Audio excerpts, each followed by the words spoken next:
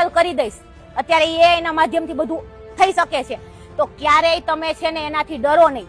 તમારા mummy papa સાથે ખુલીને વાત કરો. કદાચ તમને એમ થાય કે મારા મમ્મી પપ્પા મને ખીજાશે, પછી 2 મિનિટ માટે ખીજાશે, પછી તમારો સાથ દેશે. તમે એ વ્યક્તિની સામે લડો. ડાયરેક્ટ એવું હોય તો તમારા ટીચર્સને કહો, તમારા ટીચર્સ તમારો સપોર્ટ કરશે. અને કાંઈ નહીં તો કાંઈ નહીં, તમે પોલીસ સ્ટેશને જાણ કરો. તમે જો ત્યાં ન જઈ શકો, તમારી પાસે મોબાઈલ તો આવે જ છે આખો દિવસમાં 10, 15, 20 મિનિટ, 1 કલાક.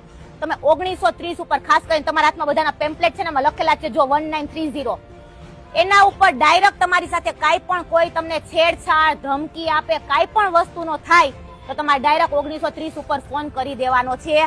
બીવાનું નથી. મમ્મી પપ્પાને બધાથી પેલા વાત કરો. જો તમે એક વખત એ વ્યક્તિથી દબાઈને તમે બીસો તો એ આગળ તમને દબાવવાની કોશિશ કરશે. એટલે તમે ના બીવો, એ જ તમારા માટે વધારે જરૂરી છે.